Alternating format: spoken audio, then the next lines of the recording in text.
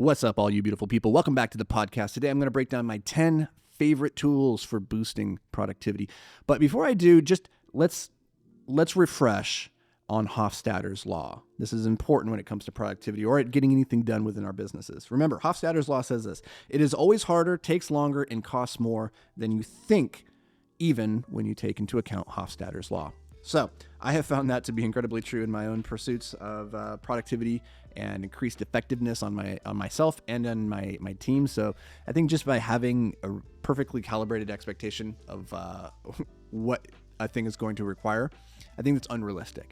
So just always know things are going to take longer, they're going to cost more, and they're going to be harder than you expect. And with that, let's dive into my 10 productivity tools. Number one is Superhuman email. This is a very simple software that has made answering emails incredibly fun. It gamifies the whole process and turns everything into key, like these little shortcuts that allow you to get through your inbox incredibly quickly. This is probably the most perfectly, beautifully designed piece of software I've ever used. And that's wild to say because it's really just an email application.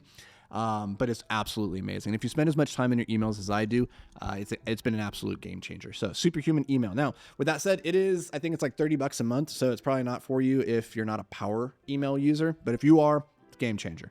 Number two is Newsfeed Eradicator. This is a simple Chrome plugin that I have running on my desktop. So whenever I go to LinkedIn, Instagram, Twitter, YouTube, whatever, what it does is it destroys the news feed. So I'm not going to Facebook and getting sucked into all the content that the algorithm is trying to feed me. It's blank. It just has a motivational quote right there. This is beautiful because it allows me to use those tools with intention rather than allowing those tools to use me. So when I go to Instagram, I don't get sucked into the feed. I can go there, make my post. I can engage with the content creators that I like and whose content I want to see, but I'm not falling victim to the algorithm's whims. And I can turn off that Chrome application if I do want to see what's in the feed, but that one has been an absolute game changer and it stopped me from doing a whole lot of doom scrolling. Number three is Boom Boom. I'm really surprised by how many people do not leverage olfactory sense of smell. We'll go with that.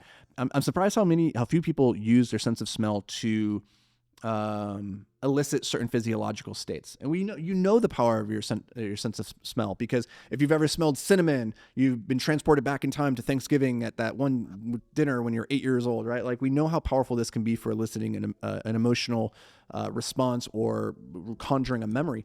So why can't we use this then to put ourselves into the heightened state of productivity, ready to go for the activity in front of us? And the truth is, you can do this. So I'm a big fan of candles and something called Boom Boom. It's just a little scent stick. It's a stick full of peppermint or lavender, depending on what state you want to elicit. So if I'm about to go on stage and my heart rate's pounding, I'm like, oh my God, I'm gonna have a heart attack, I take a little whiff of lavender, brings me down, calms me down, helps reset. If I need to get hyped up, let's say I'm shooting a video like this and I'm a little bit low energy, I can take a whiff of peppermint and bam, I'm pumped. Let's go, right? So use Boom Boom. Number four, the 8 Sleep mattress. Again, this is a very big, expensive investment, but this might be the best investment I've ever made into my sleep, or really just anything at all. Because if you calculate the fact that you spend a third of your life sleeping, 8 hours a day, you spend that much time in your mattress, it might as well be a damn good mattress. The beauty of 8 Sleep mattress is that it's cooling. It keeps you cool into that optimum state where you stay asleep throughout the night.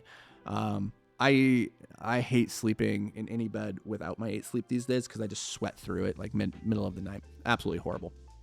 By the way, I am not sponsored by any of the companies or any of the products that I'm mentioning here today, so I get nothing out of this other than the feeling of feeling good that you're going to go out there and use them and do more for the world. That's my reward. All right. Number 5 is Brain.fm.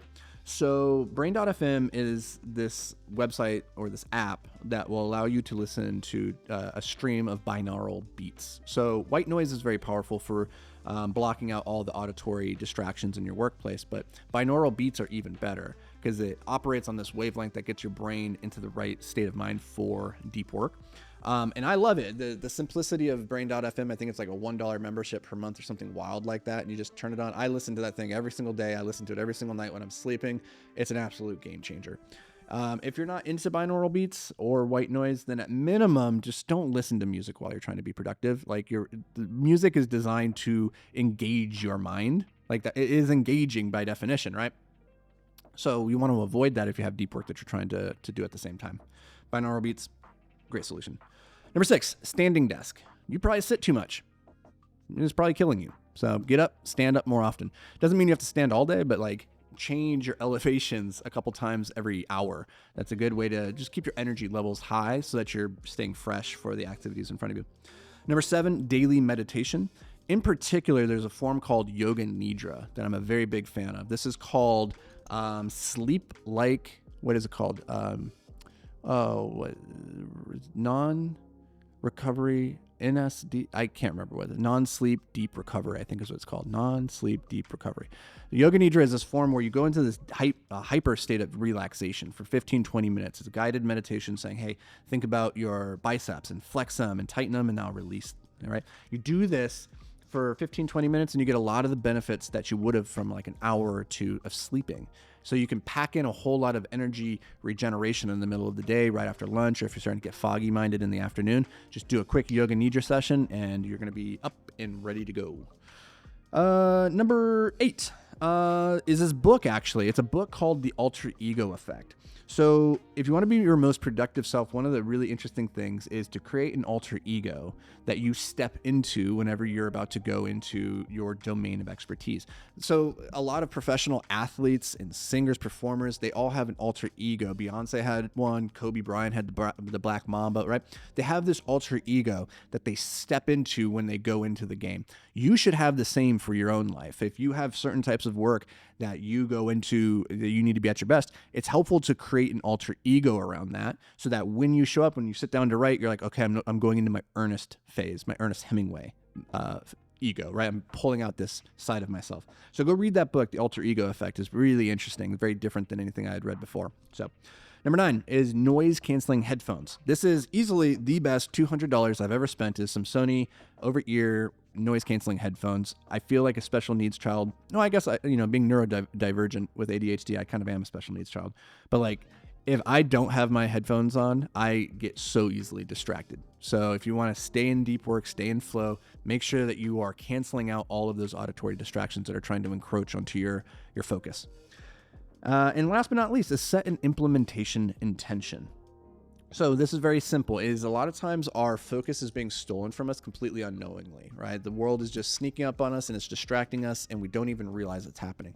So what I would encourage you to do is set an alarm to go off on your phone 3 to 4 times a day and have it go off randomly. There's apps that can do this for you. And when it goes off, have it accompanied with the question, what's my outcome?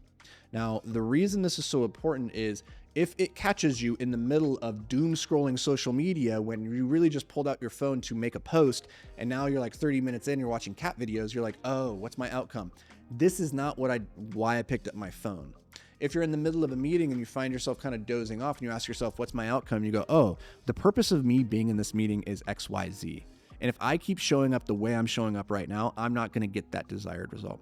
And so often it's simply a matter of interrupting the pattern of like mindless consumption or mindlessly doing whatever we're doing. And that's where having that implementation intention is very valuable. So those are 10 of my favorite productivity tools. Let me know in the comments which one is your favorite, which one have you never even remotely thought of that you plan on using, and then give me one of your favorite productivity tools. I'll see you guys in the next episode.